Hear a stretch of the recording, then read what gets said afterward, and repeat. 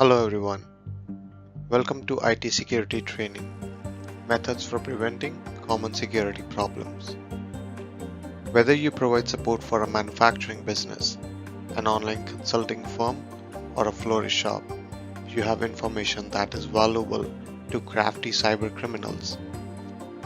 Educating yourself on the potential threats is the key to avoiding an unexpected and costly cyber attack.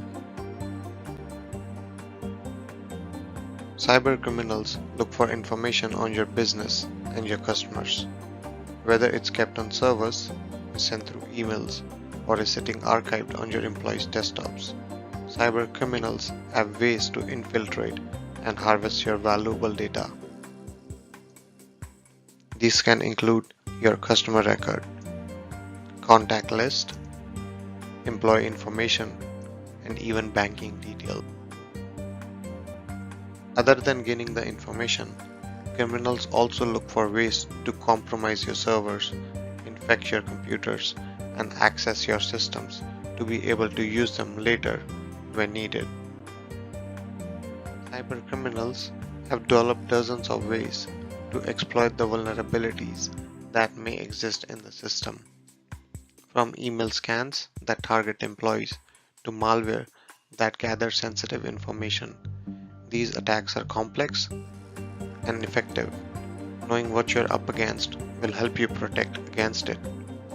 Here's a breakdown of the kinds of common security threats that you can expect to face. Malware, stolen devices, social engineering and phishing attacks. Malware is a short for malicious software, meaning software that can be used to compromise computer functions, steal data, bypass access controls, or otherwise harm to the host computer. Malware is a broad term that refers to a variety of malicious programs, including adware, bots, bugs, ransomware, rootkits, spyware, Trojan. Symptoms of malware include increase in the CPU usage, resulting in slow computer and internet speed. You will often see freezing or crashing of applications. The files will be modified or deleted. Strange icons and behaviors, like the appearance of programs or desktop icons on your desktop screen, or emails messages being sent automatically without your knowledge. Programs running, turning off, or reconfiguring themselves. Malware will often reconfigure or turn off antivirus and firewall programs. There are several general best practices that organizations and individual users should follow to prevent malware infections. Some malware cases require special prevention and treatment methods, but following these recommendations will greatly increase a user's protection from a wide range of malware. Install and run anti-malware and anti-firewall software. When selecting software, choose a program that offers tools for detecting, quarantining, and removing multiple types of malware. At the minimum, anti-malware software should protect against viruses, spyware, adware, Trojan, and worms. The combination of anti-malware software and firewall will ensure that all incoming and existing data gets scanned for malware and that malware can be safely removed once deleted. Keep software and operating systems up to date with current vulnerability patches. These patches are often released to patch bugs or other security flaws that could be exploited by the hackers.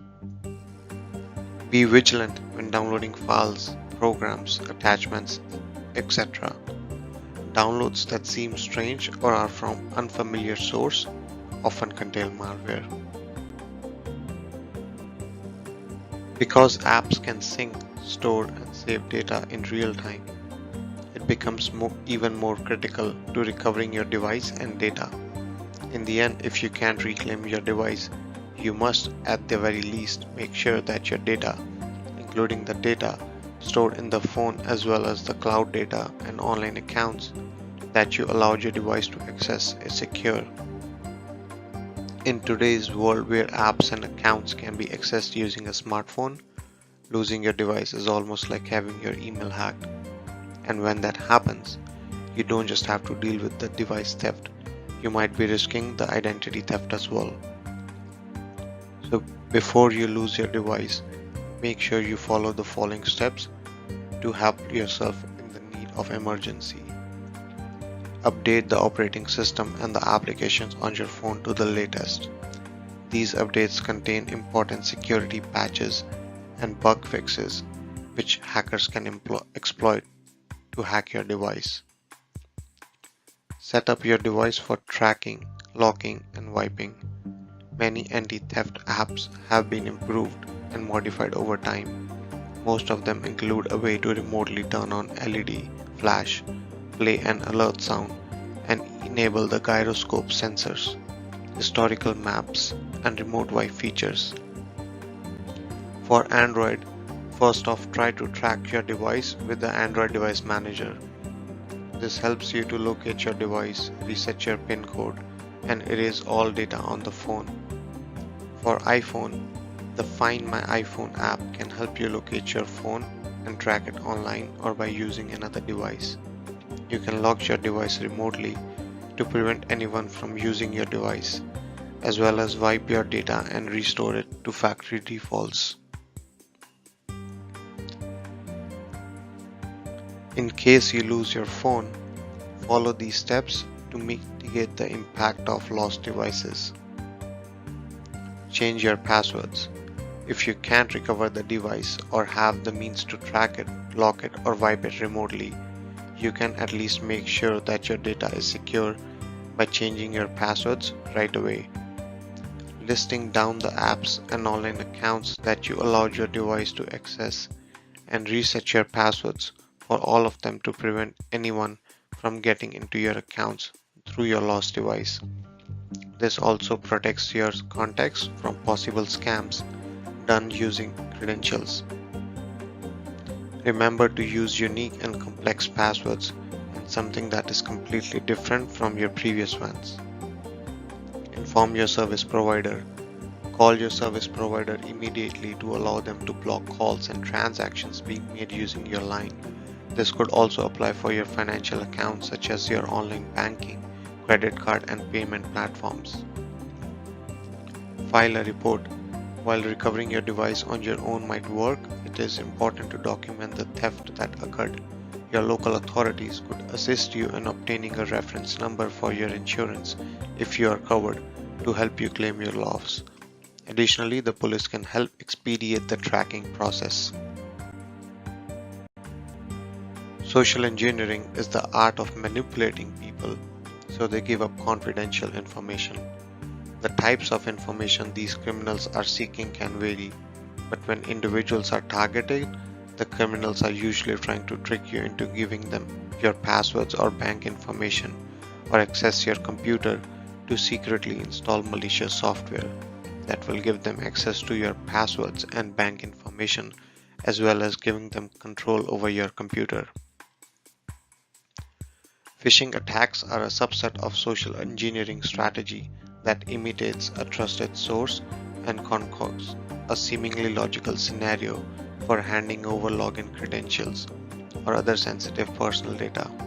The attacker may send an email or call you directly to exploit your natural inclination to trust.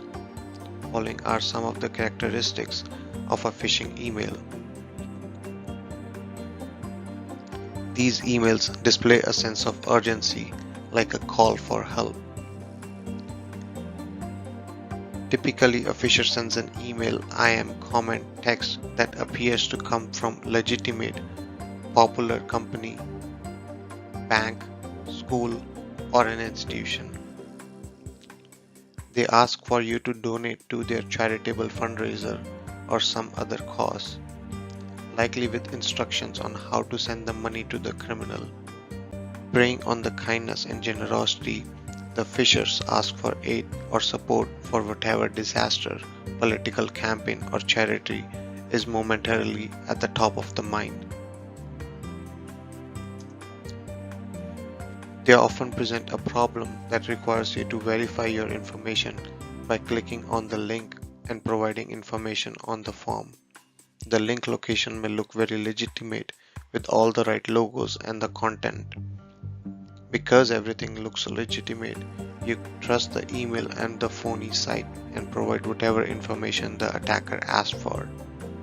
These types of phishing scams often include a warning of what will happen if you fail to act soon, because criminals know that if they can get you to act before you think, you are more likely to fall for their phishing attempt. You can follow the steps below to protect yourself from becoming a victim of social engineering attack.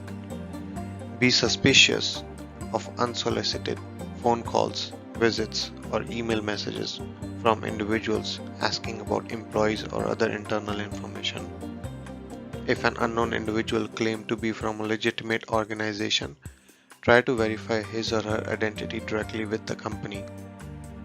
If you are unsure whether an email request is legitimate, try to verify it by contacting the company directly. Do not contact information provided on a website connected to the request. Instead, check previous statements for contact information. Information about known phishing attacks is also available online from groups such as Anti-Phishing Working Group. Do not provide personal information or information about your organization, including its structure or networks, unless you are certain of a person's authority to have that information. Do not reveal personal or financial information in an email, and do not respond to email solicitations for this information.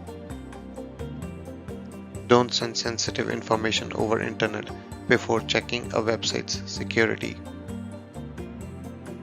Pay attention to the URL of the website. Malicious websites may look identical to the legitimate sites, but the URL may use a variation in spelling or a different domain. Install and maintain antivirus software, firewalls, and email filters to reduce some of this traffic. Take advantage of the anti-phishing features offered your email client and web browser.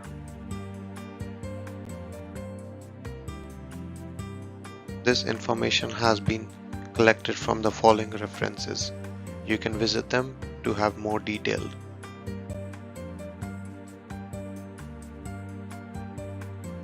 Thank you very much for staying with me.